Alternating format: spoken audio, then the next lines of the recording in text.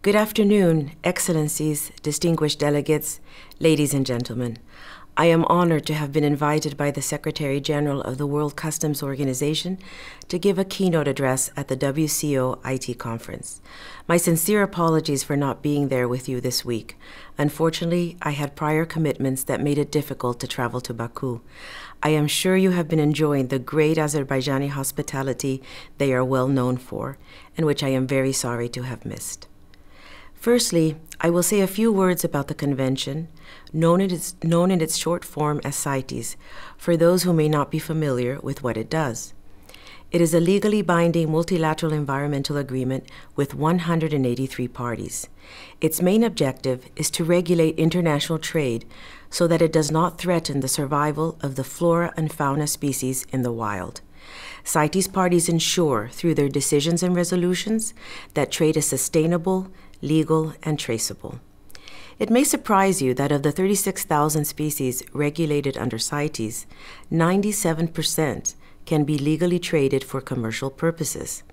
Something else that may surprise you is that CITES supports a multi-billion US dollar trade.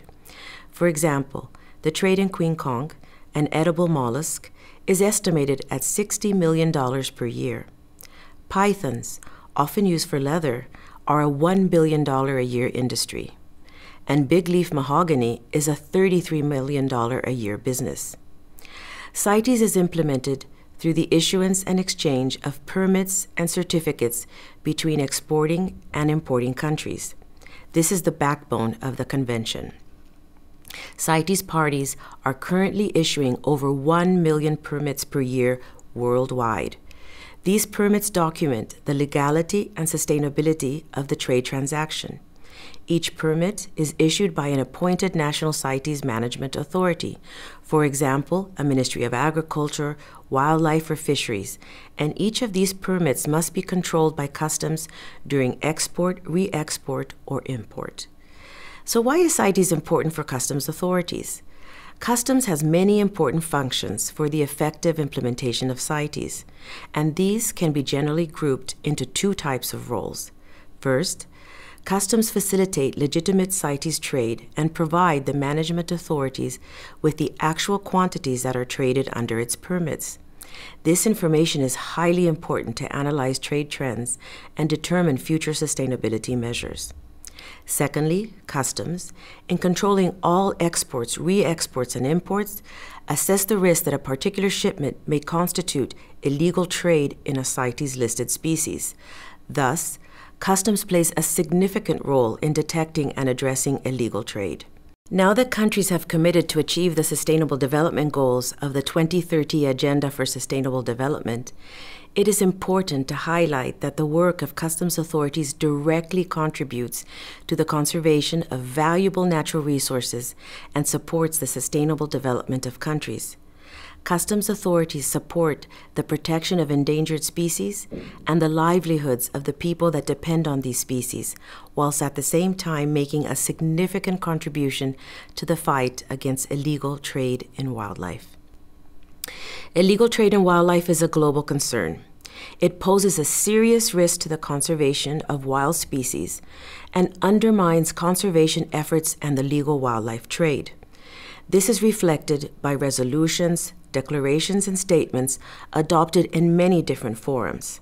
Some examples amongst many are the June 2014 Declaration on Illegal Wildlife Trade adopted by the Customs Cooperation Council, the first ever UN General Assembly resolution on tackling illicit trafficking in wildlife adopted in July 2015, the September 2017 UN General Assembly resolution on tackling illicit trafficking in wildlife, and the United Nations Sustainable Development Goals I already mentioned, specifically addressing tackling illegal trafficking in wildlife through specific targets under Goal 15.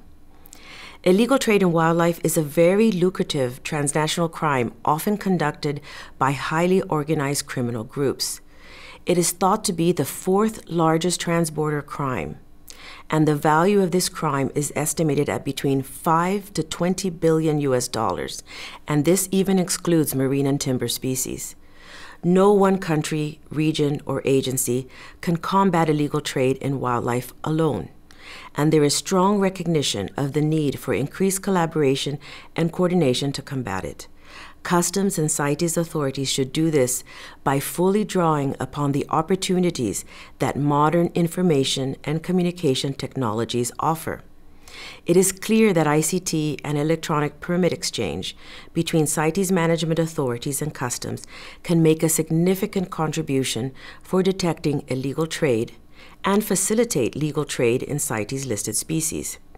I, as part of my vision as new Secretary General, wish for the Secretariat to assist parties to move more quickly towards the use of modern information and communication technologies to facilitate the implementation of the Convention. We are, therefore, focusing on three main areas. First, we have initiated our support to CITES management authorities to automate the permit process and to exchange electronic permits with customs. For example, CITES provides a standard for electronic CITES permits in an electronic format, which is based on the data model of the World Customs Organization. Together with the Automated System for Customs Data Program, or ASECUDA, of the United Nations Conference on Trade and Development, UNCTAD, we have developed a low-cost and powerful off-the-shelf software solution for issuance, control, and exchange of CITES permits. We are currently working with UNCTAD on the next generation of this system, which will be cloud-based. This system will be virtually maintenance-free for parties and would enable all CITES management authorities to exchange electronic CITES permits directly with their national customs administrations. Second, as an important first step, we are engaging in pilot projects with a key group of CITES parties on cross-border exchange of electronic permits. It is expected that the first systems will move from trial to production mode later this year. The long-term objective is to achieve end-to-end control in the CITES supply chain, leveraging on the international legal framework that CITES provides and the power of modern information and communication technology. And third, we are also looking into further opportunities that new technologies may provide. We are, for example, working with researchers to evaluate the potential of blockchain technology for secure and trusted exchange of CITES permits. At the upcoming 18th meeting of the Conference of the Parties to CITES, we will organize a side event in which management authorities from Southeast Asian countries will share ideas for cross-border exchange of CITES permits using blockchain technology and executable contracts. As more parties gain access to electronic permit systems, the future is bright in terms of our collaboration with customs authorities. We aim to implement or strengthen the electronic risk management systems used in the border control process to improve control of CITES trade. In this regard, a joint workshop between national customs administrations, CITES management authorities, the WCO, and other international organizations was held in Gibraltar in 2018. The objective was to assess current best practices in using risk management for control of CITES trade. And as an outcome, the CITES Standing Committee proposed a set of important activities to strengthen collaboration between management authorities and customs for CITES risk management in the customs clearance process. This includes the organization of an international workshop on customs procedures for improved control of trade in wildlife jointly with WCO and national customs administrations. It also includes working with WCO and other relevant partners on electronic information exchange and the implementation of efficient risk-based procedures. We are eagerly looking forward to strengthening further our collaboration with customs administrations and the WCO.